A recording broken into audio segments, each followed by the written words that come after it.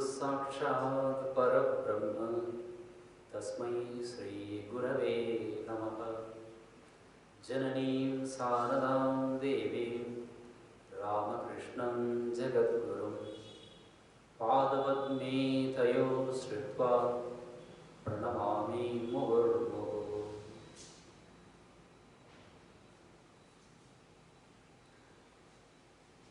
அன்பர்கள், பக்தர்கள், நண்பர்கள் எல்லாருக்கும் குரு பூர்ணிமா வாழ்த்துக்கள். குரு பூர்ணிமா அப்படிங்கிறது இந்து தர்மத்தை பொறுத்த வரைக்கும் ரொம்ப முக்கியமான ஒரு நாள். குரு தான் நமக்கு ஆன்மீக பாதையில வழியை காட்டுறார். இப்ப கூட நாம பார்க்கலாம், இந்த சங்கீதம் சொல்லிக் கொடுக்குறவங்க, நாட்டியம் சொல்லிக் கொடுக்குறவங்க, அவங்க அந்த பரம்பரையை ரொம்ப நல்லா ஃபாலோ பண்ணிட்டு வருவாங்க. குருவுக்கு நமஸ்காரம் பண்ணுறது, அதுக்கப்புறம் பாட போகிறது, ஆட போகிறது, இதையெல்லாம் நம்ம பார்க்கலாம். இது நம்முடைய சனாதன தர்மத்தினுடைய பண்பாடுகள், கலாச்சாரம். சாதாரண ஒரு நாட்டியத்துக்கும் பாட்டுக்குமே இவ்வளவு முக்கியத்துவம் கொடுக்கணும்னாக்க, நம்முடைய ஆன்மீக வாழ்க்கைக்கே வழிகாட்டக்கூடிய அந்த குருவுக்கு எந்த அளவுக்கு நாம் மரியாதை கொடுக்கணும், இதை நாம் மனசில் வச்சுக்கணும். ஸோ குரு பூர்ணிமா என்பது நமக்கு ஆன்மீக பாதையில் யார் வழிகாட்டியிருக்காங்களோ அவங்களுக்கு உரிய மரியாதை செய்து அவங்கள வணங்கி அவர்களுடைய ஆசீர்வாதத்தை பெற வேண்டிய முக்கியமான ஒரு நாள். சாதாரணமாக வீட்டில் பிறந்த நாள், கல்யாண நாள், இந்த மாதிரி சில நாட்களை கொண்டாடுவோம். எல்லாரையும் கூப்பிட்டு இங்கே கூப்பிட்டு நாம் யாரையும் கொண்டாடுறதுக்கு ஒன்றும் இல்லை. குருவை கொண்டாடுறது அப்படின்னாக்கா அவர் உயிரோடு இருந்தால் அவருக்கு வேண்டிய சமாராதனை அப்படின்னு சொல்லுவாங்க. துணிமணி, பழம், காணிக்கை இதெல்லாம் வச்சு நமஸ்காரம் பண்ணி ஆசீர்வாதத்தை வாங்கிக்கணும். இந்து மதத்தில் ஆசீர்வாதத்துக்கு ரொம்ப முக்கியமான இடம் கொடுக்கப்பட்டிருக்கு. பெரியவர்களுடைய ஆசீர்வாதம் இருந்தாக்கா நிச்சயமாக நமக்கு வாழ்க்கையில் வெற்றி கிடைக்கும் அப்படிங்கிறது இந்து மதத்தினுடைய அசைக்க முடியாத நம்பிக்கை. எல்லா மதத்திலையுமே பெரியவர்களை மதிக்கணும் அப்படிங்கிற ஒரு கருத்து உண்டு. ஹிந்து மதத்தில் அது கொஞ்சம் அதிகமாகவே உண்டு. பெற்றவர்களை வணங்கணும், கற்றுக் கொடுக்கும் ஆசாரியர்களை வணங்கணும். இன்னும் பெரியவங்க யார் யார் இருந்தாலும் சரி, அவங்கள தாய் தந்தை ஸ்தானத்தில் வச்சு வணங்கணும் அப்படிங்கிறது இந்து மதத்தினுடைய கோட்பாடு. அந்த வகையில் இந்த குரு பூர்ணிமா என்பது ரொம்ப முக்கியமான ஒரு நாள். குருவுக்கு எப்படி மரியாதை செய்யறது? நான் முன்னாடியே சொன்ன மாதிரி, நமக்கு மந்திர தீட்சை கொடுத்த குரு உயிரோடு இருந்தால் அவர் போய் பார்த்து அவருக்கு வேண்டிய பொருட்களை வாங்கி கொடுத்து அவருடைய ஆசீர்வாதத்தை வாங்கிக்கலாம். அவர் இந்த உடம்பை விட்டு இருந்தால் அப்ப என்ன செய்யலாம்? வீட்டிலேயே அவருக்கு சின்னதாக ஒரு பூஜை செய்யலாம். உதவி தேவைப்படுகிற சில பேருக்கு நாம் உதவி செய்யலாம் குருவின் பேரில். அதை விட முக்கியம், அந்த குரு நமக்கு என்ன சொல்லி கொடுத்தாரோ அதை நாம் ஃபாலோ பண்ண முயற்சி பண்ணணும். பூஜை மட்டும் பண்ணிட்டு விட்டுட்டா போதாது. அவங்க என்ன செய்ய சொல்லியிருக்காங்களோ அதை நாம் சின்சியராக செய்ய முயற்சி செய்யணும். அதுதான் உண்மையான குரு வந்தனம். ஸோ இந்த குரு பூர்ணிமா அப்படிங்கிற கல்ட்டு எப்படி வந்தது, பழக்கம் அப்படின்னாக்க, இந்த குரு பூர்ணிமா அன்னைக்கு தான் வேதவியாசர் பிறந்தார். வேதவியாசருடைய பேர் என்னன்னாக்க கிருஷ்ணத்வைபாயனர். கொஞ்சம் கருப்பாக இருந்தார். சமஸ்கிருதத்தில் கிருஷ்ணா அப்படின்னாக்க கொஞ்சம் கருப்பான, அதனால தான் கிருஷ்ணருக்கு கிருஷ்ணனுக்கு பேர் என்னக்கா அவன் கொஞ்சம் கருப்பாக இருந்தான். அவங்க அண்ணன் சிகப்பாக இருந்தான், இவன் கருப்பாக இருந்தான், அதனால கிருஷ்ணன் அப்படின்னு பேர் வச்சாங்கன்னு சொல்லுவாங்க. பாஞ்சாலிக்கு கூட கிருஷ்ணா அப்படின்னு ஒரு பேர் உண்டு. ஸோ பாஞ்சாலி கூட அவ்வளவு சிகப்பு கிடையாது. இது சொல்கிறப்போ சிகப்பாக இல்லாத பெண்கள் சந்தோஷப்படலாம், ஏன்னா பாஞ்சாலி கூட அவ்வளவு சிகப்பு கிடையாது. ஸோ கிருஷ்ணா அப்படின்னாக்கா கருப்பு அப்படின்னு அர்த்தம். அவர் கொஞ்சம் கருப்பாக இருந்ததுனால அவருக்கு கிருஷ்ணத்வைபாயனர் அப்படின்னு பேர் வச்சாங்க. பிற்காலத்தில் அவர் பெரிய முனியானார். வேதங்களை எல்லாம் கற்று பலவிதமாக ஒரு என்ன என்ன சொல்றது, ஸ்கேட்டர்ட் அப்படின்னு சொல்லுவாங்க இல்லையா, பரவி கிடந்த வேதங்களை எல்லாம் படிச்சு அதை பகுத்து வகுத்து 4 பிரிவுகளுக்குள்ள கொண்டு வந்தார். இது ஒரு மிகப்பெரிய அமானுஷ்யமான காரியம். ஏன்னா எல்லா வேதங்களையும் படிக்கிறது அப்படிங்கிறது பெரிய ஒரு வேலை. படிச்சதுக்கு அப்புறம் எது எது எந்தெந்த போர்ஷன்ல போகணும் அப்படின்னு பிரிக்கிறது இன்னொரு பெரிய வேலை. அதுக்கு ஃபுல் கமாண்ட் இருந்தால் தான் முடியும். அந்த மாதிரி அந்த கமாண்ட், இவர் வந்து தெய்வீக பிறவி. பகவத்கீதையிலே கிருஷ்ணர் சொல்லுவார், முனினாம் அப்பியகம் வியாச அப்படின்னு சொல்லுவார். முனிவர்களில் நான் வியாசனாக இருக்கிறேன் அப்படின்னு சொல்றார். ஸோ தெய்வத்தன்மை பொருந்திய முனிவர் இந்த வியாசர். இவர் யாருக்கு பிறந்தார்னாக்கா பராசர முனிக்கும் சத்தியவதி தாய்க்கும் பிறந்தார். இவரை வந்து நம்ம நல்லா ஞாபகம் வச்சுக்கணும்னாக்க ஒரே ஒரு பாயிண்ட்டை மனசில் வச்சுக்கிட்டா போதும். இவர் தான் மகாபாரதத்தில் வரக்கூடிய திருதராஷ்டிரன், பாண்டு, விதுரன் ஆகிய 3 பேருக்கும் அப்பா. வியாசர் மூலமாக தான் மகாபாரதமே வந்தது. அப்புறம் இந்த மகாபாரதத்தை அவரே எழுதி வச்சார். ஸோ அதை ஞாபகம் வச்சுக்கிட்டாக்கா வேதவியாசர் யாரு அப்படிங்கிறது நமக்கு ஈஸியாக ஞாபகம் வரும். ஸோ நம்ம முன்னாடியே சொன்ன மாதிரி பரவி கிடந்த வேதங்களை நல்லா படித்து 4 பிரிவுகளாக பிரித்தார். ரிக், யஜு, சாம, அதர்வ அப்படின்னு பிரித்ததோடு மட்டும் இல்லாமல் அதை மெயின்டைன் பண்ணணும், எதிர்காலத்துக்கு கொடுக்கணும். நாம மட்டும் படிச்சுட்டு போகக்கூடாது. அப்படிங்கிறதுக்காக தன்னுடைய சிஷ்யர்களில் 4 பேரை கூப்பிட்டு ஒவ்வொரு வேதத்தை ஒவ்வொருத்தர் கையில் கொடுத்தார். அந்த 4 சிஷ்யர்கள் பேர் என்னென்ன? பைல, வைஷம்பாயன, ஜைமினி, சுமந்து. இந்த 4 பேர்களை கூப்பிட்டு ஒவ்வொருத்தர் கையில் ஒவ்வொரு வேத சாகைனாக்க கிளை, பிரான்ச், ஒவ்வொரு வேதத்தை கொடுத்து உன்னுடைய பரம்பரை மூலமாக இந்த வேதத்தை நீ காப்பாற்றி வரணும் அப்படின்னு சொல்லிவிட்டார். அந்த பரம்பரை இன்னும் தொடர்ந்து வந்துகிட்டே இருக்கு. ஸோ இந்த மாதிரி ஒரு குரு பரம்பரை, ஒரு சிஷ்ய பரம்பரை உருவாக்கின பெருமை வேதவியாசரை தான் சேரும். அதனால தான் அவர் பிறந்த நாளை குரு பூர்ணிமா அப்படின்னு சொல்லி கொண்டாடுறோம். அவர் எல்லாருக்குமே குரு. வேதங்களை வந்து நமக்கு கொடுத்துருக்கிறார். எந்த சாகையை சேர்ந்த சாதகனாக இருந்தாலும் அவர் வணங்க வேண்டிய முதல் தெய்வம், முதல் குரு இந்த வேத வியாசர். இது இந்த ஆனி மாசத்துல ஆஷாட பூர்ணிமா அப்படி சொல்லுவாங்க. அந்த பூர்ணிமாவில் அவருடைய திதி வருது. வியாசர் பிறந்ததுனால இதை வந்து வடநாட்டில் வியாச பூர்ணிமா அப்படின்னு கூட சொல்லுவாங்க. வேதங்களை வியாசம் செஞ்சார். இது எப்படின்னாக்க, இந்த சில சமயம் வீட்டு தலைவிகள் காய்கறி வாங்க போவாங்க. ஒரே பையில் பீன்ஸு, கேரட்டு, முட்டைகோஸு, உருளைக்கிழங்கு எல்லாத்தையும் போட்டு வந்துடுவாங்க. வீட்டுக்கு வந்ததுக்கப்புறம் எல்லாத்தையும் கொட்டி தனித்தனியாக பிரித்து வைப்பாங்க. அதை போல ஒன்றோட ஒன்று கலக்க தனித்தனியாக பிரித்து அந்தந்த இடத்துல கொண்டு போய் வைப்பாங்க. அந்த மாதிரி பரவி கிடந்த பலவிதமாக கிடந்த வேதங்களை தொகுத்து வகுத்து பிரிவுகளாக ஆக்கி அந்தந்த பிரிவுக்கு ஒரு கேர்டேக்கர், ஒரு சிஷ்யனை நியமித்து அந்த பரம்பரையை வாழ செய்ததே இந்த வேதவியாசர். ஸோ இந்து மதத்தை பொறுத்த வரைக்கும் வேதவியாசருடைய பங்கு மிக மிக முக்கியமானது. இன்னும் கூட இவர் பெரிய காரியங்கள்லாம் செஞ்சிருக்கிறார். என்ன? மகாபாரதத்தை இவர் தான் எழுதி கொடுத்தார். அந்த கதை நமக்கு தெரியும். இவர் சொல்ல சொல்ல விநாயகர் வந்து அதை தன்னுடைய தந்தத்தினால எழுதினார் அப்படின்னு நம்ம கேட்டிருக்கோம்.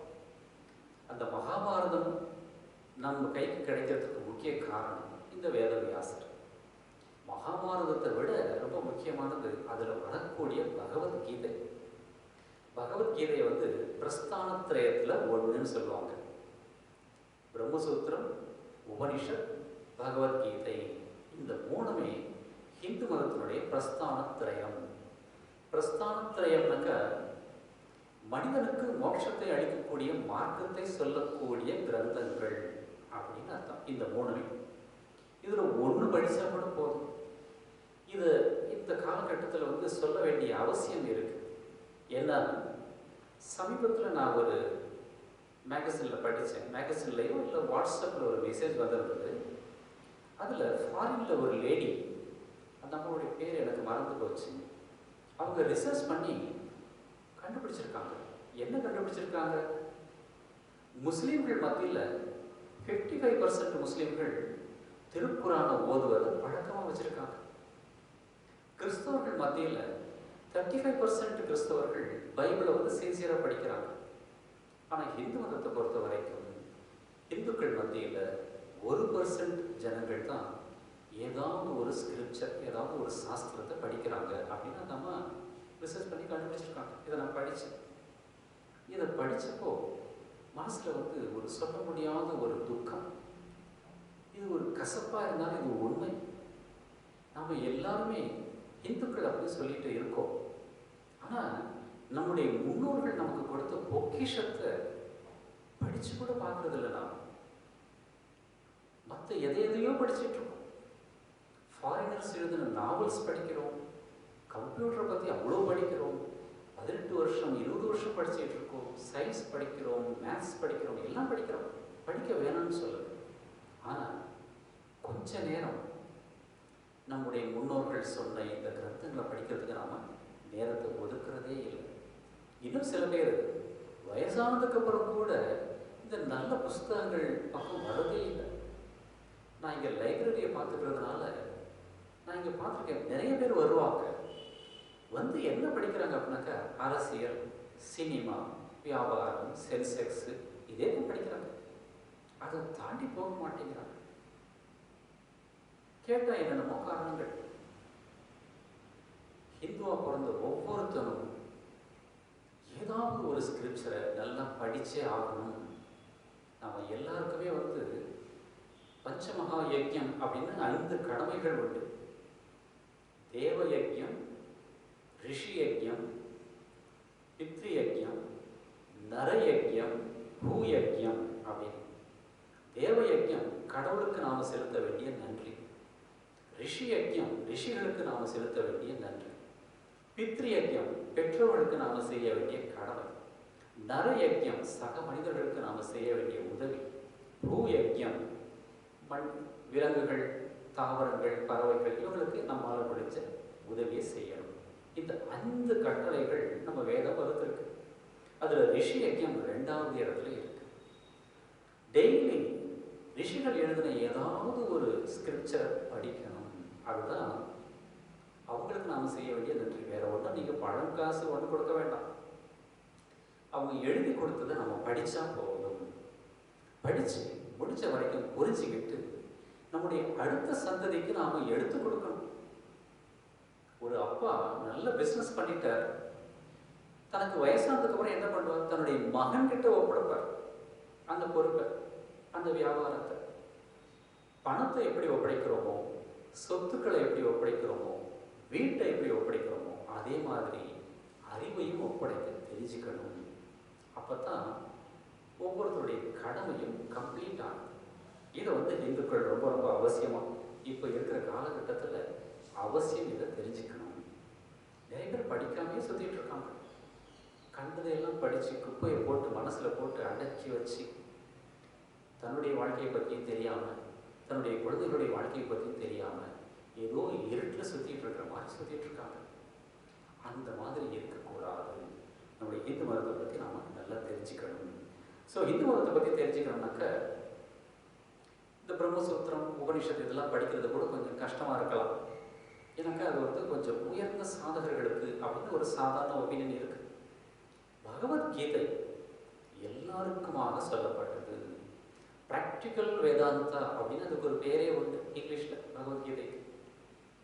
நாம் இருக்கக்கூடிய நிலைமையில் நம்முடைய வாழ்க்கையை நாம் எப்படி நடத்திக்கிட்டு போகணும், எப்படி கடமைகளை செய்யணும் அப்படிங்கிறத பற்றி கிருஷ்ணர் ரொம்ப அழகாக சொல்லியிருக்கிறார். அதோடு உயர்ந்த தத்துவத்தையும் அதில் சொல்லியிருக்கிறார். அந்த பகவத்கீதையாவது நாம் படிக்கணும். நான் இங்கே வாரம் பகவத்கீதை கிளாஸ் எடுப்பேன். கொஞ்சம் வயசானவங்க தான் வருவாங்க. பரவாயில்ல, ஏதோ கேட்கட்டும், நல்லது கேட்கட்டும் அப்படின்னு சொல்லி நான் சொல்லுவேன். சில இளைஞர்களும் இருப்பாங்க, சில குழந்தைகளும் வருவாங்க. எல்லாரையுமே நான் வந்து வரவேற்பேன். அதில் ஒரு பையன் ஒரு 26-27 வயசு இருக்கும். ரெகுலராக வந்து கிளாஸ் கேட்பான். அவங்க பார்க்க எனக்கு ரொம்ப சந்தோஷமாக இருக்கும். இந்த சின்ன வயசில் வந்திருக்கானே ரொம்ப நல்லது அப்படின்னு நினச்சிட்டு இருந்தேன். திடீர்னு பார்த்தா ஒரு நாள் அவன் வரதை நிறுத்திட்டான். என்ன காரணம்னு எனக்கு தெரியல. ஸோ ஒரு நாள் லைப்ரரியில் உட்காந்துருக்கிறப்போ அந்த பையன் வந்தான். நான் கேட்டேன், என்னையா கிளாஸுக்கெல்லாம் வர்றது இல்லையே அப்படின்னு. அவன் சொன்னான், இல்லை சாமிஜி, எங்கள் அப்பா சொல்கிறாரு, இப்போ என்னடா பகவத்கீதை வேண்டியிருக்கு, வயசானதுக்கப்புறம் பார்த்துக்கலாம் அப்படின்னு சொல்லிட்டாரு, அதனால் வரல. நான் கேட்டேன், வயசானதுக்கப்புறம் வரலாமா? அப்போ உங்கள் அப்பாவை வர சொல்லு, அவரையே வரல அப்படின்னு நான் கேட்டேன். அவனுக்கு பதில் சொல்ல தெரியல. அவருக்கு ஏதாவது வேலை இருக்கும் சாமி அப்படின்னு. அப்போ நான் கேட்டேன் அந்த பையனை, அப்போ உனக்கும் வயசானா இதே மாதிரி வேலை வரும் இல்லையா, இப்போ கொஞ்சம் ஃப்ரீயாக இருக்க, இப்போ கேட்டு வைக்கிறது நல்லது இல்லையா அப்படின்னு சொன்னேன். அதுக்கு என்ன பதில் சொல்கிறதுன்னு அவனுக்கு தெரியல. சரி, நானும் விட்டேன். இது எதுக்கு சொல்ல வந்தேன், விவேகானந்தர் சொல்லுவார் ஒரு இடத்துல, இந்த சாஸ்திரத்தை படித்து நம்ம கற்றுக்கிட்டாக்க நம்முடைய வாழ்க்கை முறையே மாறி அமைஞ்சிடும். இன்னும் இப்போ இருக்கிற முறையை விட இன்னும் சிறந்த ஒரு வாழ்க்கை முறையாக அமையும். அதனால சாஸ்திரத்தை எல்லாரும் படிக்கணும் அப்படின்னு விவேகானந்தர் சொல்வார். அதைத்தான் நானும் சொல்ல விரும்புகிறேன். நல்ல விஷயங்களை நம்ம படிக்கணும். அப்பேற்பட்ட பகவத்கீதையை கொடுத்த பெருமை இந்த வேதவியாசருக்கு உண்டு. ஸோ மகாபாரதத்தை எழுதி பகவத்கீதையை நமக்கு கொடுத்தார். பிரம்மசூத்திரத்தை எழுதியிருக்கிறார். இன்னும் பல புராணங்களை எழுதியிருக்கிறார். இந்த வேதவியாசர் கடைசியாக எழுதினது ஸ்ரீமத் பாகவதம். ஸ்ரீமத் பாகவதத்தை பற்றி ஒரு வார்த்தை சொல்லி ஆகணும். நிறைய பேர் வீட்டில் படிப்பாங்க. கிருஷ்ணனுடைய லீலைகள் எல்லாம் படிச்சுட்டு அப்படியே கண்ணிலிருந்து தண்ணீர் வரும், அப்படியே மெய் மறந்துலாம் இருப்பாங்க. ஆனால் இந்த பாகவதத்தை நல்லா படித்த ஒரு அறிஞர் சொல்கிறார், பாகவதம் முழுக்க அத்வைத தத்துவத்தை தான் எழுதியிருக்கிறார் வியாசர் அப்படின்னு சொல்கிறார். அதை புரிஞ்சுக்கிட்டு படிக்கக்கூடிய அளவுக்கு நம்முடைய மனநிலை உயர்ந்தால் உண்மையிலே நாம் கொடுத்து வைத்தவர்கள். படிக்கிறப்ப படிங்க, அதனுடைய பின்புலமாக இருக்கக்கூடிய அத்வைத தத்துவத்தையும் புரிஞ்சுக்கிட்டோம்னாக்க அது இன்னும் நல்லா இருக்கும் அப்படின்னு பெரியவங்க நினைக்கிறாங்க. அப்பேற்பட்ட பாகவதத்தை இந்த வியாசர் கொடுத்துருக்கிறார். அவருடைய பிறந்த நாள் தான் இந்த குரு பூர்ணிமா. சரி, குரு பூர்ணிமாவை பற்றி தெரிஞ்சுக்கிட்டோம். குரு அப்படின்னா யார்? இதுக்கு பல நபர்கள் பல விதமான விளக்கங்களை கொடுத்துருக்காங்க. எல்லாமே ரொம்ப சிம்பிள் விளக்கத்தை தான் நான் சொல்றேன். முதல் விளக்கம் ஒருத்தர் சொல்றார், guru is one who dispels the darkness of our ignorance. அப்படின்னு குரு என்பவர் நம்முடைய அறியாமை இருட்டை போக்குபவர். நாம எல்லாருமே அறியாமையில தான் இருக்கோம். சாதாரண வாழ்க்கையிலேயே ஒரு பிரச்சனை வர்றப்போ எந்த முடிவு எடுக்கிறது நமக்கே தெரியல. ஏன்? நம்முடைய மனசு, நம்முடைய மூளை பலவிதமான கருத்துக்களால் மயங்கி போய் கிடக்குது. எது சரி எது தப்பு அப்படின்னு புரிஞ்சிக்கக்கூடிய அளவுக்கு அதுக்கு தெளிவு இல்லை. தெளிவு வேண்டும், பாரதியார் பாடுவார். தெளிவான புத்தி வேண்டும் அப்படின்னு பாரதியார் பாடுவார். அந்த தெளிவான புத்தி நமக்கு இல்லை. அந்த தெளிவான புத்தியை கொடுப்பவர் தான் குரு அப்படின்னு அதுக்கு அர்த்தம். இது முதல் விளக்கம். இரண்டாவது விளக்கம் என்ன? யார் குரு? இன்னொரு பெரியவர் சொல்றார், யாருக்கு இறைவன்கிட்ட இருந்து ஆணை கிடைத்திருக்கிறதோ. என்ன ஆணைனாக்க, மற்றவங்களுக்கு உதவி செய்யக்கூடிய ஆணை. எல்லாரும் உதவி செய்ய முடியாது. அந்த ஆணை ஒரு சில பேருக்கு மட்டும்தான் கொடுக்கப்படும். நீங்க பணத்தால் உதவி செய்யலாம், படிப்புல ஏதோ சொல்லிக் கொடுக்கலாம். ஆனால் ஆன்மீகத்தில் நீங்கள் எல்லாருமே மற்றவங்களுக்கு உதவி செய்ய முடியாது. அதுக்கு சிறப்பான தகுதி வேண்டும். யாருக்கு அந்த தகுதி இருக்கோ அவரை தான் குரு அப்படின்னு அதுக்கு அர்த்தம். ஒரு ராஜா, சின்ன ஒரு கதை. ஒரு ராஜா இருந்தார். அவருடைய மந்திரி வந்து டெய்லி சந்தியாவந்தனம்லாம் பண்ணிட்டு வருவார். ஒரு நாள் வர்றப்போ கொஞ்சம் லேட் ஆகிடுச்சு. ராஜா கேட்டார், ஏன் லேட்டு அப்படின்னு. இன்னைக்கு சந்தியாவந்தனம் பண்ணுறது கொஞ்சம் லேட் ஆகிடுச்சு ராஜா அப்படின்னு சொன்னார். உடனே ராஜா கேட்டார், என்ன பண்ணுவீங்க? காயத்ரி மந்திரம் ஜபம் பண்ணு, எனக்கும் சொல்லிக் கொடுங்க அப்படின்னார்.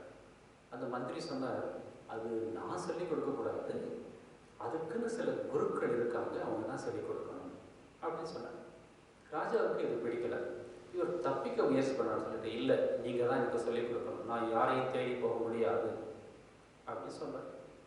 மந்திரி சொன்னார், அப்படி இல்லை ராஜா, அதை ஒருத்தருக்கு தீட்சையாக கொடுக்கறது கூட ப்ராப்பர் தகுதி வேணும், குவாலிஃபிகேஷன் வேணும், எனக்கு அது இல்லை அப்படின்னு சொன்னார். உடனே அந்த ராஜாவுக்கு கொஞ்சம் கோபம் வந்துருச்சு. உனக்கு கொடுக்கறதுக்கு மனசு இல்லை, நீ எப்படியாவது தப்பிக்கணும்னு நினைக்கிற, அவ்வளோதானே அப்படின்னு சொன்னார். மந்திரி சொன்னார், சரி ஒரு எக்ஸாம்பிள் பார்க்கலாம், கொஞ்ச நேரத்துக்கு நான் உங்கள் சீட்டில் உட்கார்றேன், நீங்கள் கீழே வாங்க அப்படின்னு சொன்னார் மந்திரி. ராஜா பார்த்தா, இங்கே இருக்கிறது புதுசாக நம்ம சீட்டுக்கே வேட்டு வச்சுருவோம் போல இருக்குன்னு சொல்லிட்டு, இருந்தாலும் எல்லோரும் பார்த்துட்டு இருக்காங்க இல்லையா, ஸோ கீழே இறங்கி மந்திரியை அந்த சீட்டில் உட்கார சொன்னார். சிம்மாசனத்தில் உட்கார்ந்த உடனே அந்த மந்திரி சொன்னார், யார் அங்கே இந்த அரசனை கைது செய்து காவல் கூடத்தில் வையுங்கள், சிறைக்குள் வையுங்கள் அப்படின்னு சொன்னார். காவலாளிகள் கை வைப்பாங்க ராஜா மேல. மறுபடியும் சொல்றார், காவலாளிகள்லாம் அப்படியே வெயிட் பண்ணிட்டு இருக்காங்க. ராஜா கீழே நிற்கிற ராஜாவுக்கு கோபம், என் சீட்டில் சும்மா கொஞ்ச நேரம் உட்கார சொன்னா இவன் என்னையே கைது பண்ண சொல்றானே அப்படின்னு சொல்லி கொஞ்சம் கோபம் வந்துருச்சு. உடனே ராஜா கத்துனான், ஏய் முதல்ல இந்த மந்திரியை பிடிச்சி ஜெயிலில் போடுங்கடா அப்படின்னு சொன்னார். உடனே காவலாளிகள் ஓடி போய் மந்திரியோட கையை பிடிச்சிட்டு கீழே இறக்கிட்டு வந்தாங்க. அப்போ மந்திரி சிரிச்சுக்கிட்டே சொன்னார், பார்த்தீங்களா, ஒரே வார்த்தை தான், நான் சொன்னப்போ யாரும் கேட்கல, நீங்கள் சொன்ன உடனே கேட்டாங்க. இதுதான் குரு தத்துவம். யாருக்கு இறைவன்கிட்ட இருந்து ஆணை கிடைச்சிருக்கோ அவங்க தான் குருவாக முடியும், எல்லாரும் குருவாக முடியாது அப்படின்னு அந்த மந்திரி சொன்னதான் ஒரு கதை. அதான் இந்த 2வது விளக்கம். யாருக்கு இறைவனிடமிருந்து ஆணை கிடைத்திருக்கிறதோ அவர் தான் குரு, எல்லாருமே குருவாக முடியாது. 3வது விளக்கம் என்ன? ராமகிருஷ்ணன் சொல்ற, சச்சிதானந்த பிரம்மம் தான் குரு ரூபத்தில் வருது, மனித ரூபத்தில் வருது அப்படின்னு சொல்ற. இது ரொம்ப ப்ராக்டிக்கலாக நாம் ஃபீல் பண்ணக்கூடிய ஒரு பாயிண்ட். குருவை மனித ரூபத்தில் உள்ளவர் அப்படின்னு நினைக்கக்கூடாது, மனித ரூபத்தில் வந்த கடவுள் அப்படின்னு நாம் நினைக்கணும். நினச்சி அப்புறம் அதிலேயே அந்த நம்பிக்கையை வைக்கணும். இது ராமகிருஷ்ணன் சொல்லக்கூடிய ஒரு விளக்கம். யாருக்கு அந்த தகுதி இருக்கோ அவங்க மூலமாக அந்த குரு சக்தி வேலை செய்யும் அப்படிங்கிறது இந்து மதத்துடைய நம்பிக்கை. விவேகானந்தர் ஒரு விளக்கம் சொல்றார். அவருக்கு போய் ஒருத்தர் கேட்டார், குரு என்பவர் யார்? அவர் சொன்னார், one who knows your past, present and future அப்படின்னு சொன்னார். யார் குரு? உன்னுடைய கடந்த காலம், நிகழ்காலம், எதிர்காலம் எல்லாவற்றையும் அறிந்தவர் தான் குரு அப்படின்னு சொன்னார். அந்த அளவுக்கு உயர்ந்த ஸ்தானத்தில் இந்த குரு இருக்கணும் அப்படிங்கிறது அதுக்கு அர்த்தம். இன்னொரு இடத்துல விவேகானந்தர் இன்னொரு நபர் கேள்வி கேட்டார் குருவை பற்றி.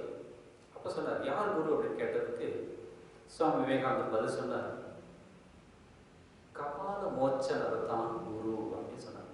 அதாவது நம்முடைய விதியையே மாற்றி அமைக்கக்கூடிய திறமை, வலிமை யாருக்கு இருக்கோ அவர் தான் உண்மையான குரு அப்படின்னு சொன்னார். ராமகிருஷ்ணனுக்கு சுவாமி யோகானந்தர் அப்படின்னு ஒரு சிஷ்யர் இருந்தார். அந்த யோகானந்தருக்கு சின்ன வயசுலேயே கல்யாணம் பண்ணி வச்சுட்டாங்க. அவருக்கு விருப்பம் இல்லை, அவங்க அம்மா அழுது அரற்றி கல்யாணம் பண்ணி வச்சுட்டாங்க. இல்லைன்னா எங்கள் பையன் கெட்டு போயிடுவானோ அப்படின்னு. ஸோ கல்யாணம் பண்ணாமல் இருந்தால் சன்னியாசியான கெட்டு போயிடுவான் அப்படின்னு இன்னும் கூட நிறைய பேர் நம்பிட்டு இருக்காங்க. ஆனால் அந்த சன்னியாசிகள் காலில் போய் விடுவாங்க, அப்புறம் ஆசீர்வாதம் பண்ணுங்கன்னு சொல்லி. ஆனால் சன்னியாசியாக விட மாட்டாங்க. ஸோ இந்த பையன் எங்கே ராமகிருஷ்ணன் பார்த்து பேசி சன்னியாசி ஆகி விடுவானோ அப்படிங்கிற பயத்தில் அழுது அரற்றி ஒரு கல்யாணம் பண்ணி வச்சுட்டாங்க. அதனால் யோகானந்த சுவாமி ராமகிருஷ்ணனை பார்க்க வரவே இல்லை. அப்புறம் ஒரு நாள் ராமகிருஷ்ணன் கூப்பிட்டு அனுப்பினார். யோகானந்தர் வந்தப்போ, ஏன் விஷயம், என்ன விஷயம், என்னை பார்க்க வரதில்லையே அப்படின்னு கேட்டார். அதுக்கு யோகானந்தர் சொன்னார், என்ன பண்ணுறது, எனக்கு இப்போ கல்யாணம் ஆகிடுச்சு, நான் சம்சாரத்தில் மூழ்கிட்டேன். கல்யாணம் தான் எனக்கு வேறு ஒன்றும் இல்லை, அதுக்குள்ளே அவர் முடிவு பண்ணிட்டேன், நான் சம்சாரத்தில் மூழ்கிட்டேன்.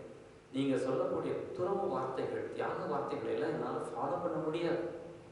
ஸோ உங்ககிட்ட நான் என்னத்தை செய்ய போகிறேன், அதனால தான் வரல அப்படின்னு சொன்னப்போ ராமகிருஷ்ணன் சொன்னாரா, உன்னுடைய மனைவி அழைச்சிட்டு வா, நீ சன்னியாசி ஆகணுமா இல்லை ஒரு உத்தமமான சம்சாரியா இருந்து இறைவனை அடையணுமா சொல்லு, அதுக்கேற்ற மாதிரி உன்னுடைய மனைவியுடைய மனத்தை நான் மாத்துறேன் அப்படிங்கிற. இப்போ எவ்வளவு பவர் இருந்தா ராமகிருஷ்ணால அந்த மாதிரி பேச முடியும் பாருங்க. இதுதான் விவேகானந்தர் சொன்னார், கபால மோச்சனம் தான் குரு அப்படின்னு.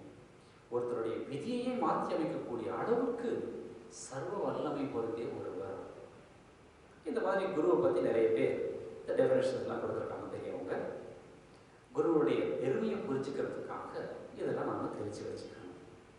அந்த குருவையும் கடவுளையும் நம்முடைய 2 கண்களாக நாம் பார்க்கணும். 2 பேருக்கும் சமமான பக்தியை நாம் கொடுக்கணும், சமமான மரியாதையை கொடுக்கணும். குரு வேற, இறைவன் வேற அப்படின்னு நாம் நினைச்சு பார்க்கக்கூடாது. 2 பேரும் அந்த கடவுள் தான் இந்த குரு ரூபத்தில் வந்திருக்கிறார் அப்படிங்கிறத புரிச்சுக்கிட்டு குருவுக்கும் கடவுளுக்கும் சமமான மரியாதையை கொடுக்கணும். இருந்தாலும் ஒரு பெரியவர் சொல்லுவார், குருவும் கடவுளும் ஒரே சமயத்தில் வந்தால் யாருக்கு முதல்ல அவன் வணக்கம் செலுத்தணும்? அந்த பெரியவர் சொல்றார், முதல்ல குருவுக்கு வணக்கம் செலுத்து, அப்புறமா கடவுளுக்கு வணக்கம் செலுத்து. ஏன் அப்படி? ஏன்னா குரு தான் கடவுளை காட்டி கொடுக்குறார், அதனால குருவுக்கு வந்தனம், அதுக்கப்புறம் கடவுளுக்கு வந்தனம் அப்படின்னு சொல்லுவாங்க. ஸோ இங்கே நாம் பார்க்க வேண்டியது என்னன்னாக்க, குருவும் கடவுளும் வேறு வேறு அல்ல, 2 பேரும் ஒன்று தான் அப்படிங்கிறத புரிஞ்சுக்கணும். இதை தெளிவாக சொல்கிற மாதிரி ஸ்வேதாஸ்வத உபநிஷத்தில் ஒரு மந்திரம் வருது. அந்த மந்திரம் என்னன்னா, யஸ்ய தேவே பராபக்தி யதா தேவே ததா குரவ் தஸ்யைதே கதிதாஹ்யார்த்தா பிரகாசந்தி மகாத்மனா.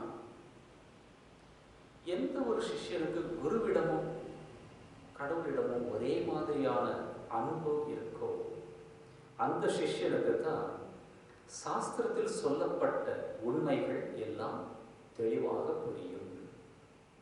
இது இந்த காலத்தில் ரொம்ப சொல்ல வேண்டிய அவசியம் ரொம்பவே இருக்கு. இப்பெல்லாம் காலேஜ் ஸ்கூல்ஸ் எல்லாம் போனால் ஸ்டூடெண்ட்ஸ் யாரும் அவங்க டீச்சர்ஸை மதிக்கிறதே இல்லை. டீச்சர்ஸை மதிக்காமல் இருந்தாக்க அவங்களுடைய கல்வி முற்றுப்பெறாது. அவங்க கற்றுக்கலாம், ஆனால் அது தலையில் நிற்காது. குருவை அவமதிச்சா அவங்க சொல்லி கொடுத்ததெல்லாம் கொஞ்ச நாளில் போயிடும். இது நம்முடைய பிள்ளைகளுக்கு வீட்டில் நம்ம சொல்லிக் கொடுக்கணும். பெற்றவங்களை மதிக்க கற்றுக் கொடுக்கணும், சொல்லிக் கொடுக்கக்கூடிய ஆசிரியர்களை மதிக்க கற்றுக் கொடுக்கணும், இன்னும் பெரியவர்களை மதிக்க கற்றுக் கொடுக்கணும். இந்த காலத்தில் பெரியவர்களை மதிக்கிறதுங்கிறது ரொம்ப ஒரு கேள்விக்குறியாக இருக்கக்கூடிய ஒரு தர்ம சங்கடமான நிலை சொசைட்டியில் பரவிட்டே வருது. சினிமாவை பார்த்து அந்த மாதிரிலாம் மாறி போயிட்டே இருக்காங்க. சினிமா ஹீரோ பேச்சை கேட்குறோம், பெற்றவங்க பேச்சை கேட்கறது இல்லை. அந்த மாதிரி போயிட்டு இருக்கு சொசைட்டி. ஸோ இங்கே என்ன சொல்லுது அப்படின்னாக்க, எந்த ஒரு சிஷ்யனுக்கு குருவிடமும் ஆண்டவனிடமும் ஒரே மாதிரியான நம்பிக்கை இருக்கிறதோ அவனுக்குத்தான் சாஸ்திரத்தில் சொல்லப்பட்ட உண்மைகள் கதிதாஹ்யார்த்தா அப்படிங்கிறத பற்றி சொல்றப்போ ஒரு பெரியவர் சொல்றார், சொல்லப்பட்ட உண்மைகளும் சொல்லப்படாத உண்மைகளும் விளங்கும் அப்படின்னு ஒரு விளக்கம் கொடுக்குறார். அது எப்படி சொல்லப்படாத உண்மைகள் அப்படின்னாக்க, சில ஸ்டேட்மெண்ட் இருக்கும் சாஸ்திரத்தில், அது டைரெக்டாக படித்தா ஒரு மீனிங் நமக்கு தெரியும். ஆனால் பெரியவங்க மூலமாக கேட்டால் அதனுடைய இன்னர் மீனிங் புரியும். இதை சமஸ்கிருதத்தில் வாட்சியார்த்தம் லட்சியார்த்தம் அப்படின்னு 2 விதமாக சொல்லுவாங்க. வார்த்தைகளுடைய மீனிங் அது வாட்சியார்த்தம், அது ஈஸியாக நமக்கு புரியும், டைரக்ட் மீனிங். லட்சியார்த்தம் என்ன அப்படின்னாக்கா இன்டெண்டட் மீனிங், புரிஞ்சிக்க வேண்டிய ஒரு மீனிங், அது சொல்லாமல் சொல்கிறது. ஒரு எக்ஸாம்பிள் கொடுக்குறேன். ஒருத்தர் தன்னுடைய நண்பரை பார்க்க வந்தார், ரொம்ப வருஷம் கழிச்சு. நண்பர் உள்ள உட்காந்து 2 பேர் பேசிட்டே இருக்கிறப்போ வந்தவர் கேட்டார், எத்தனை பசங்க உனக்கு அப்படின்னு. 2 பசங்க இருக்காங்க. ஒரு 2 பேரும் நல்லா படிக்கிறாங்களா? பெரியவன் நல்லா படிப்பான் அப்படின்னு சொல்லி அவர் நிறுத்துறார். பெரியவன் நல்லா படிப்பான் அப்படிங்கிறது வாட்சியார்த்தம். லட்சியார்த்தம் என்ன? சின்னவன் நல்லா படிக்க மாட்டான். இதை சொல்லலை, ஆனால் புரிஞ்சுக்கணும். அந்த மாதிரி சொல்லப்படாத உண்மைகள் உண்டு சாஸ்திரத்தில். அதையும் புரிஞ்சிக்கக்கூடிய தகுதி யாருக்கு வரும்னாக்க, எந்த சிஷ்யனுக்கு குருவிடம் உண்மையான பக்தி இருக்கோ அவனுக்கு வரும். அதனால குரு வேறு கடவுள் வேறு அப்படின்னு நினைச்சு பார்க்காத தூய்மையான பக்தியை சிஷ்யர்கள் வச்சிருக்கணும். இந்த குருவுக்கு டெஃபினேஷன் கொடுக்குறப்போ ஸ்ரீ வைஷ்ணவம் என்ன சொல்லுதுனாக்க, இந்த 2 லெட்டர்ஸ் இருக்கு, கு ரு. குனா என்ன? இறைவனுடைய திவ்ய குண விசேஷம். ரூனா என்ன? இறைவனுடைய திவ்ய ரூப விசேஷம். இந்த இரண்டையும் சிஷ்யனுக்கு சொல்லிக் கொடுப்பவர் குரு அப்படின்னு ஸ்ரீ வைஷ்ணவம் சொல்லுது. இந்த குருவோட தேவை என்ன? குரு இல்லைன்னாக்கா நம்மளால ஆன்மீக வாழ்க்கையில் முன்னேற முடியாதா? இப்போ நிறைய பேருக்கு இதுதான் கேள்வி, குரு அவசியமா? வேதம் சொல்லுது, ஆச்சாரியவான் புருஷோ வேதா. அப்படின்னா என்ன அர்த்தம்? One who has a guru will get real knowledge. யாருக்கு குரு இருக்கிறாரோ அவர்தான் சாஸ்திரத்தினுடைய உண்மை பொருளை அறிய முடியும், உண்மை ஞானம் கிடைக்கும் அப்படின்னு அதுக்கு அர்த்தம். எப்படி சுவர் இல்லாமல் சித்திரம் எழுத முடியாதோ அந்த மாதிரி இப்போ நிறைய பேர் சுவரில் எழுதுறதுல துணியில் கூட வரையாங்க. துணி இல்லாமல் சித்திரம் வரைய முடியாது, சுவர் இல்லாமல் சித்திரம் வரைய முடியாது, எது வேணால் வச்சுக்கலாம். அதை போல குரு இல்லாமல் ஆன்மீக வாழ்க்கை நாம் முன்னேற முடியாது. குருவை பற்றி சொல்கிறப்ப ஒரு பெரியவர் ஒரு நல்ல எக்ஸாம்பிள் கொடுக்குறார். ஒரு பெரிய பில்டிங் ஒருவர் கட்டினார். உள்ள நிறைய rooms, bedroom, visitors room, kitchen, அது இது எல்லாம் இருக்குது. எல்லாத்துக்கும் தனித்தனி டோர். அத்தனை டோரையும் நாம் திறக்கணும் அப்படின்னாக்க வாசலில் இருக்கக்கூடிய அந்த ஃப்ரண்ட் டோர் இல்லையா, அதை திறந்து உள்ளே போனால் தான் மற்ற கதவுகளை திறக்க முடியும். அந்த வாசல் கதவு போல உள்ளவர் தான் குரு அப்படின்னு ஒரு பெரிய ஒரு எக்ஸாம்பிள் கொடுக்குறாரு. வாசல் கதவை திறக்காம நீங்கள் உள்ளே போய் மற்ற அறைகளை யூஸ் பண்ண முடியாது. எப்படி ஒரு பில்டிங்க்கு வாசல் கதவு முக்கியமோ அதே போல் ஒரு மனிதனுக்கு குரு முக்கியம். அதனால தான் இந்த குரு பரம்பரை இன்னும் கூட இந்து மதத்தில் ரொம்ப பெருமை மிக்கதாக இருக்கு. குருவுக்கு அவ்வளோ இம்பார்ட்டன்ஸ் கொடுத்துருக்காங்க. அப்பேற்பட்ட அந்த குருவோடைய வார்த்தைகள், அதில் ஃபுல் நம்பிக்கை நாம் வைக்கணும். குருவோட வார்த்தைகள், சாஸ்திரத்தினுடைய வார்த்தைகள், இதில் நம்பிக்கை இருந்தால் அதுக்கு பேர் தான் ஸ்ரத்தா. ஸ்ரத்தை அப்படின்னு தமிழில் சொல்லுவாங்க, அது உண்மையிலே ஸ்ரத்தா. ஸ்ரத்தா இருந்தாக்க ஸ்ரத்தாவான் லவதே ஞானம் அப்படின்னு கிருஷ்ணர் சொல்வார். யாருக்கு இந்த ஸ்ரத்தை இருக்கோ அவங்க தான் ஞானத்தை அடைய முடியும். ஞானம்னாக்க கம்ப்யூட்டர் ஞானம் கிடையாது, மேத்தமேட்டிக்ஸ் ஞானம் கிடையாது, சயின்ஸ் ஞானம் கிடையாது. இதெல்லாம் உலக விஷயங்கள்.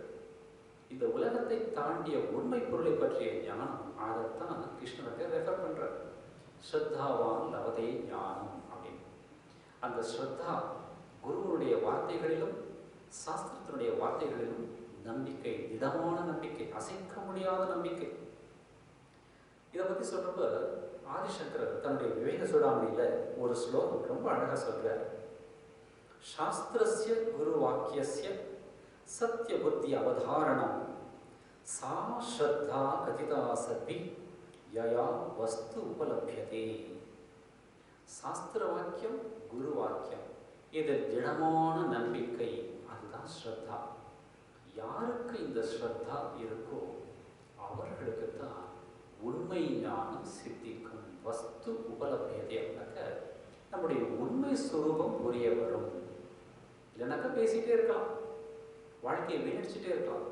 உண்மையை உணராமல் வாழ்க்கை வீணாக கழியும். அந்த மாதிரி இல்லாமல் குருவனுடைய வார்த்தைகளை நம்பிக்கை வச்சு அதன்படி இந்த வாழ்க்கையை நடத்தி வந்தாக்க நம்முடைய உண்மை பொருளை, நம்முடைய உண்மை தன்மையை உணரும் சக்தி நமக்கும் குருவர்களால் கிடைக்கும். இதுதான் குரு பரம்பரையினுடைய மகிமை. பெரிய பெரிய அவதார புருஷர்கள் வாழ்க்கையில் கூட நாம் பார்க்குறோம். அவர்களும் முறையாக குருக்கிட்ட போய் கல்வி பயின்று, சாஸ்திர ஞானத்தெல்லாம் பயின்று, அதுக்கப்புறம் தான் பெரிய ஆட்களாக வளர்ந்துருக்காங்க. ராமராகட்டும், கிருஷ்ணராகட்டும், சங்கரராகட்டும். சங்கரர் வாழ்க்கையில் நம்ம பார்த்தோம்னாக்கா குருவை தேடிட்டு அவர் காலடியிலேருந்து மத்திய பிரதேசத்துக்கெல்லாம் போகிறார், நடந்தே போகிறார். அந்த காலத்தில் பஸ்ஸு கிடையாது, வண்டி கிடையாது, ஒன்றும் கிடையாது, நடந்தே போகிறார். அவ்வளோ தூரம் போய் சரியாக சாப்பாடு கூட கிடைக்காத வழியில், ஆனால் குருவை தேடக்கூடிய முயற்சியில் அவ்வளோ தூரம் நடந்து போகிறார். ராமானுஜர் குருவை தேடி பல பேர்கிட்ட போயிருக்கார். ஒரே குரு கிட்ட 18 தடவை கூட போயிருக்கார். அவர் அப்போ கூட மந்திரம் கொடுக்கவே இல்லை, 18ஆவது தடவை மந்திரம் கொடுத்தார் சொல்லி அவருடைய வாழ்க்கையில் நம்ம படிக்கிறோம். இதெல்லாம் ஏன் அப்படின்னாக்க குருவுடைய இம்பார்ட்டன்ஸை சாதாரண மனிதர்களுக்கு புரிய வைக்கிறதுக்காக. அவதார புருஷர்களுக்கே அந்த மாதிரி நிலை அப்படின்னாக்க சாதாரண மனிதர்களான நாம குரு இல்லாமல் எப்படி முன்னேற முடியும்? இந்த காலத்தில் பகுத்தறிவு அப்படிங்கிற பேரில் நிறைய பேர் கண்ட புத்தகத்தில் எல்லாம் படிச்சுட்டு குருவெல்லாம் தேவை கிடையாது அப்படி சொல்ல ஆரம்பிச்சிடுறாங்க. ஒருத்தர் ஒரு சாதுகிட்ட போய் கேட்டார், குரு அவசியமா? இப்போ தான் நிறைய சிடி கிடைக்கிது, புக்ஸ் எல்லாம் இருக்குது, அதை பார்த்தே நான் மந்திரம் தெரிஞ்சுக்கலாமே, மந்திரத்தை படிச்சுட்டு நான் சொல்லலாமே, குரு அவசியமா அப்படின்னு கேட்டப்போ அந்த பெரியவர் சொன்னார், இது அந்த சிடிக்கிட்டே போய் கேள்வி, ஏன் என்கிட்ட வந்து கேட்குற அப்படின்னு கேட்குறது ஒரு இன்சிடென்ட் கேள்விப்பட்டார். ரொம்ப அழகான ஒரு பதில். அங்கேயே போய் கேட்கலாம். இன்னொருத்தர் இன்னொரு குரு கிட்ட போய் கேட்டார், குரு அவசியமா அப்படின்னு. அப்போ அந்த குரு அவரும் இதே மாதிரி ஒரு ஆன்சர் கொடுத்தார். என்ன சொன்னார்? இதை கேட்கறதுக்கு ஒரு ஆள் தேவைப்படுது இல்லையா, அந்த ஆள் தான் குரு அப்படின்னு சொன்னார். ஸோ குரு இல்லாமல் கம்ப்யூட்டர் கற்றுக்கணும்னாக்க ஒரு குரு தேவைப்படுறார். சுவாமி பிரம்மானந்தர், ராமகிருஷ்ணனுடைய நேரடி சிஷ்யர், ராமகிருஷ்ண சங்கத்தினுடைய முதல் பிரசிடென்ட், அவர் வேடிக்கையாக சொல்லுவார், அவர்கிட்ட போய் யாரோ கேட்டாங்க, குரு அவசியமா அப்படின்னு. அவர் சொன்னார், பிக் பாக்கெட் அடிக்கிறது கூட ஒருத்தர்கிட்ட போய் அந்த ட்ரைனிங் எடுத்துக்க வேண்டியிருக்குப்பா. பிக் பாக்கெட் அடிக்கிறதுக்கே ட்ரைனிங் தேவைப்படுதுனாக்க ஆன்மீகத்தில் குரு அவசியம் இல்லையா அப்படின்னு கேட்டதா சொல்லுவாங்க. சில பேர் சொல்லுவாங்க, ரமண மகரிஷிக்கு வந்து குருவே இல்லையே, அவர் திடீர்னு அவருக்கு ஞானம் வந்ததே, உங்களுக்கு வந்தால் நல்லது, பட் நமக்கு வரவே மாட்டேங்குது. எல்லாருமே ரமண மகரிஷி ஆகிட முடியுமா? ரமணன்கிட்டயே யாரோ போய் ஒருத்தர் கேட்டார் இந்த கேள்வி, உங்களுக்கு குரு இல்லையே அப்படின்னு. அவர் சிம்பிளாக சொன்னார், இந்த ஜென்மாவில் இல்லை அப்படின்னு சொல்லியிருக்காரு. ஸோ அவர்களுடைய பூர்வ ஜென்மங்கள் எப்படி அப்படிங்கிறது நமக்கு தெரியாது. ஸோ ரமண மகரிஷியை பார்த்து நம்ம காப்பி அடிக்கக்கூடாது, காப்பி அடிக்கவும் முடியாது, அது பொய்யில தான் போய் முடியும். சாதாரண மனிதர்கள் நம்முடைய தகுதியை புரிஞ்சுக்கிட்டு நாம் எங்கே இருக்கிறோம் அப்படின்னு தெரிஞ்சுக்கிட்டு அங்கேருந்து ஒரு உயர்ந்த நிலைக்கு போகிறதுக்கு சரியான மனிதர் ஒருத்தருடைய வழிகாட்டுதலை ஏற்றுக்கிறதுல தப்பே கிடையாது. ஸோ குருக்கிட்ட உண்மையான நம்பிக்கை வச்சு அவதார புருஷன்லாம் வாழ்ந்து காட்டியிருக்காங்க, அதே வழியை நம்ம ஃபாலோ பண்ணணும். இந்த குருவுக்கு குருவுடைய பெருமையை சொல்லக்கூடிய ஒரு ஸ்லோகம் குருகீதை அப்படிங்கிற புத்தகத்தில். அதனுடைய அர்த்தம் என்ன அப்படின்னாக்க, சிவனுக்கு அபராதம் செய்தால் குரு வந்து காப்பார், ஆனால் குருவுக்கு அபராதம் செய்தால் சிவன் காப்பாற்ற மாட்டார் அப்படின்னு ஒரு ஸ்லோகம். அந்த ஸ்லோகம் எப்படி வருதுனாக்க, சிவக்ரோதாத் குரு ஸ்திராதா குரு குரோதாத் சிவோ நகி தஸ்மாத் சர்வ பிரயத்னேன குரோராக்யாம் ந லங்கயே அப்படின்னு அந்த ஸ்லோகம் குருகீதையில் வரக்கூடிய ஒரு ஸ்லோகம். அதனுடைய அர்த்தம் என்னன்னாக்க, நம்மளுடைய சொன்ன மாதிரி குருவுக்கு சிவனுக்கு கோபம் வந்தால் குரு வந்து காப்பாற்றுவார். இந்த வீட்டில் அப்பாவுக்கு சில சமயம் கோபம் வந்தாக்க அம்மா வந்து காப்பாற்றுவாங்க. அவங்க சில 1-2 அடி கூட வாங்கிப்பாங்க. சில கணவர்மார்கள் வந்து இதுதான் சாக்குன்னு சொல்லிட்டு இன்னும் 2-3 அடியும் போட்டுருவாங்க. ஸோ அம்மா வந்து காப்பாற்றுவாங்க. ஆனால் அம்மா அடிக்கிறப்ப அப்பா வந்து காப்பாற்ற மாட்டார், அடிக்கிறத வந்து பையனுக்கு அப்படி சொல்லி விட்டுருவாங்க. அப்போ இது பழைய காலத்தில் இப்போ வந்து பசங்களை கூட டச் பண்ண முடியறது இல்லை. இப்போ அவங்க சொல்கிற மாதிரி தான் அம்மா அப்பாவும் ஆட வேண்டியிருக்கு. இது பழைய காலத்து எக்ஸாம்பிள். அதை போல் சிவனுக்கு கோபம் வந்தால் குரு காப்பாற்றுவார், ஆனால் குருவுக்கு கோபம் வந்தால் சிவன் காப்பாற்ற மாட்டார். அதனால் என்ன செய்யணும்? தஸ்மா சர்வ பிரயத்னேன குரோராக்யம் ந லங்கயே. குரு என்ன சொல்லியிருக்கிறாரோ அதை கடைபிடிக்க எல்லா விதத்திலும் முயற்சி செய்ய வேண்டும். அதை தாண்டி போகக்கூடாது. ந லங்கையே, அதை தாண்டி போகக்கூடாது, அதை மறந்துடக்கூடாது அப்படின்னு அதுக்கு அர்த்தம். குரு வார்த்தையில் நம்பிக்கையை வச்சு அது கண்மூடித்தனமான நம்பிக்கையாக இருந்தால் கூட அது நம்முடைய கண்களை திறந்து விடும். இதில் எந்த விதமான சந்தேகமும் வைக்க வேண்டாம். நிறைய பேருக்கு சந்தேகம் வரும். சம்சயாத்மா வினஷ்யதி அப்படின்னு பகவத்கீதை கிருஷ்ணர் சொல்வார். யாருக்கு குருவுடைய சக்தியில் சந்தேகம் வருதோ அவங்களுக்கு முன்னேற்றம் அங்கேயே நின்றுடும், வரவே வராது. வினஷ்யதி, நஷ்டமாகிறான் அப்படின்னு சொல்கிறார் கிருஷ்ணர். அந்த நஷ்டத்துக்கு நாம் இடம் கொடுக்க வேண்டாம். குருவுடைய வார்த்தைகளில் நம்பிக்கை வச்சு அவர் சொன்ன பாதையில் முயற்சி செஞ்சு முன்னேற்றம் அடைய நாம் முயல வேண்டும். அந்த மாதிரி செஞ்சால் அது நிச்சயமாக நமக்கு ஒரு ஒளிமயமான எதிர்காலத்தை கொடுக்கும், ஆன்மீகத்தில் முன்னேற்றத்தை கொடுக்கும். குருவினுடைய பெருமையை பற்றி சொல்றப்ப பகவான் ஸ்ரீ ராமகிருஷ்ணன் சொல்லுவார், உனக்கு ஒரு குரு கிடைச்சா நீ அதிர்ஷ்டக்காரன். அந்த குரு சொன்ன வார்த்தையை நீ ஃபாலோ பண்ண நீ இன்னும் பெரிய அதிர்ஷ்டக்காரன் அப்படின்னு சொல்லு. நிறைய பேருக்கு குரு கிடைச்சிருக்காங்க, ஆனால் முன்னேற்றம் இல்லை. ஏன்னாக்க அந்த குரு மேலே உண்மையான நம்பிக்கை இல்லை, உண்மையான பக்தி இல்லை. அந்த மாதிரி நாம் இருக்க வேண்டாம். தாய்மான சுவாமிகள் சொல்வார், ஆடும் கருணை பரஞ்சோதி அருளை பெறுதற்கு அன்பு நிலை தேடும் பருவம் இது கண்டீர் சேரவாரும் ஜெகத்தீரே அப்படின்னு. அந்த உயர்ந்த பரமபத நிலை அடைகிறதுக்கான பருவம்னாக்கா இந்த வாழ்க்கை, இந்த மனித வாழ்க்கை, அது நமக்கு இறைவன் அருளால் கிடைச்சிருக்கு. அதனால சேரவாரும் ஜெகத்தீரே, இந்த பயணத்தில் எல்லாரும் சேர்ந்து அந்த உயர்ந்த நிலையை அடைய முயற்சி செய்வோமாக அப்படின்னு அவர் தாய்மானவர் எழுதுறார்.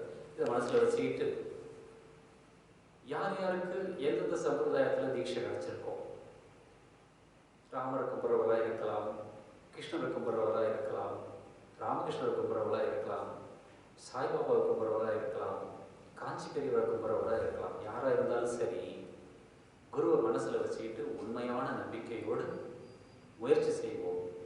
நம்முடைய முயற்சி சரியானதாக இருந்தால் அவருடைய அருள் நிச்சயம் வந்தே தீரும். அதில் எந்த விதமான சந்தேகமும் கிடையாது. பகவத்கீதையில் கிருஷ்ணன் சொல்றார், ஜயோஸ்மி விவசாயோஸ்மி அப்படின்னு. வெற்றியாக இருக்கிறேன், சுயமுயற்சியாக இருக்கிறேன். வெற்றியாக அவர் இருக்கிறார், சுயமுயற்சியை நாம செய்யணும். எல்லாம் அவர் நினைச்சாதான் அப்படின்னு சொல்லிட்டு நம்மளை நாமளே ஏமாத்திக்க கூடாது. நம்ம கையில் நாம் எது செய்யணும் நம்முடைய குரு சொல்லியிருக்கிறாரோ அதை சின்சியராக செய்யறதுக்கு ஒவ்வொருத்தரும் முயற்சி பண்ணுங்க. நீங்களும் வளரணும், உங்கள் குடும்பமும் வளரணும், இந்த சொசைட்டியும் வளரணும், ஹிந்து மதமும் வளரணும். ஹிந்து மதத்தினுடைய உண்மையான கருத்துக்களை நாம் புரிஞ்சுக்கிட்டு நம்முடைய அடுத்த தலைமுறைக்கு கொடுக்க வேண்டிய கடமை ஒவ்வொரு இந்துவுக்கும் உண்டு. இதை ஞாபகம் வச்சுக்கிட்டு இந்த குரு பூர்ணிமா நாளில் நல்ல சங்கல்பங்களை எடுத்துக்கிட்டு இந்த வாழ்க்கையில் நல்ல விதமாக முன்னேற முயற்சி செய்வோம். எல்லாம் உள்ள இறைவன் நமக்கு வேண்டிய அருளை பொழிவாராக.